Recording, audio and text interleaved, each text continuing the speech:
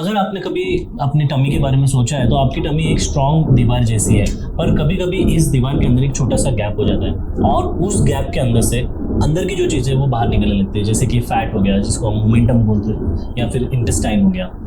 ये एक inguinal hernia हो सकता है।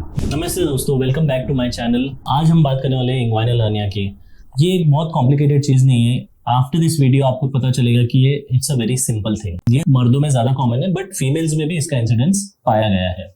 चलो थोड़ा स्टैटिस्टिक्स के ऊपर नजर डालते हैं। According to the Indian journal of surgery, एक 2018 की स्टडी है जिसके अंदर ये बताया गया कि 75 to 80% of the hernias inguinal hernias होते हैं।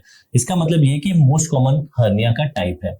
और journal of minimal access surgery में बताया गया है कि हर 5 में से एक मर्द को अपनी जिंदगी में कभी ना कभी इंग्वाइनल हर्निया होगा। पर प्रॉब्लम ये है कि बहुत लोगों को पता ही नहीं चलता है कि इंग्वाइनल हर्निया है क्या, या फिर उसमें सिम्टम्स क्या है, या उसका दर्द कैसे होता है। अब ये हर्निया आता कहाँ से है?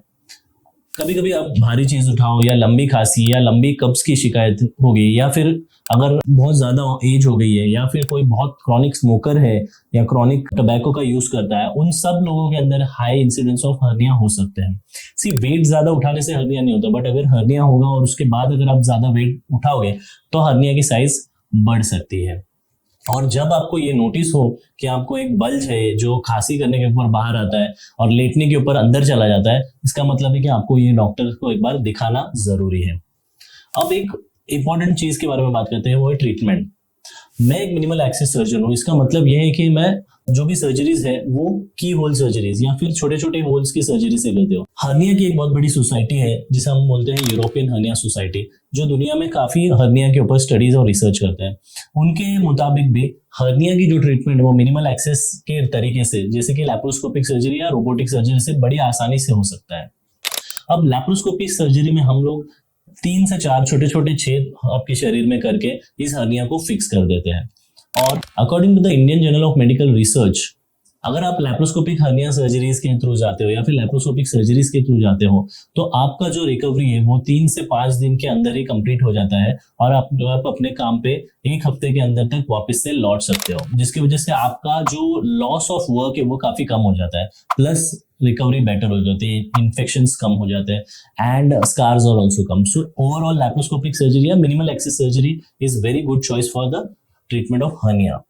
According to European hernia society, laparoscopic या मिनिमल एक्सिस सर्जरी से आपका जो दर्द है वो भी 10 से 12% तक कम हो जाता है। और इंडिया में EHS के गाइडलाइंस के हिसाब से नए तरीके से, यानी कि मिनिमल एक्सिस सर्जरी से जब हम हर्निया की सर्जरी कराते हैं तो क्रॉनिक पेन के जो चांसेस रहते हैं वो भी कम हो जाते हैं। It is just 10 to 12% after the surgery, और वो भी ज्यादातर बहुत ही हल्का पेन होता है, तो जिसमें आपको reliability on heavy painkillers नहीं रहती।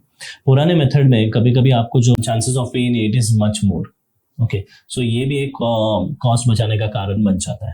एक बात आप याद रखो कि हर्निया को इग्नोर करोगे तो वो अपने आप ठीक कभी भी नहीं होगा।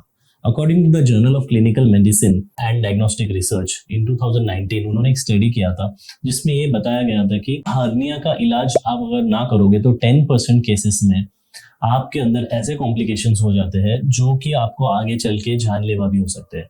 मैं आपको बताता हूँ कि हर्निया कभी कभी आके स्ट्रैंगुलेट हो जाता है, मीन्स आपका जो इंटेस्टाइन है जो हर्निया के अंदर आ रहा है वो ज्यादा वॉल्यूम में चला जाता है, एंड देन उसका ब्लड सप्लाई कट ऑफ हो जाता है, जिसकी वजह से इंटेस्टाइनल ऑब्स्ट्रक्शन होता है और इंटेस्टाइनल गैंग्रीन होती है। जब it is very serious condition, and then हमने ओपन सर्जरी की जरूरत पड़ सकती है, एंड हमें वो पार्ट ऑफ इंटेस्टाइन भी कट करके निकालना पड़ता है। तो आपने इस वीडियो से क्या सीखा? अगर तुम्हें या किसी अपने को ग्रॉइन में पेन है, पेट में दर्द है, या नीचे के एरिया के अंदर अगर आपको कोई सूजन है तो आप घबराओ मत और चुप भी मत बैठो। आप एक अच्छे सर्जन के पास जाके उनकी सलाह ले लो और उनसे इसके डायग्नोसिस के बारे में, इसके ट्रीटमेंट के बारे में और भी ज्यादा जानो। ये वीडियो जरूर शेयर करो, शायद तुम्हारे पापा, चाचा, जिम वाला दोस्त या फिर किसी को हर्निया हो सकता है और वो उसे इग्नोर कर सकता है। 10% चांस है कि वो उसकी वजह से कॉम्प्लिकेशंस में भी लैंड करे। तो इस वीडियो के जरिए मैं अवेयरनेस फैलाना चाहता हूँ about the hernia and it's treatment. चलो हर्निया को भगाओ और जिंदगी को एंजॉय करो। नीचे कमेंट्स करो, किसी को हर्निया का एक्सपीरियंस हुआ है तो मुझे भी बताओ, और हर्निया करके कमेंट करो, और कुछ भी आपके क्वेश्चंस होंगे तो आप कमेंट में जरूर लिखो।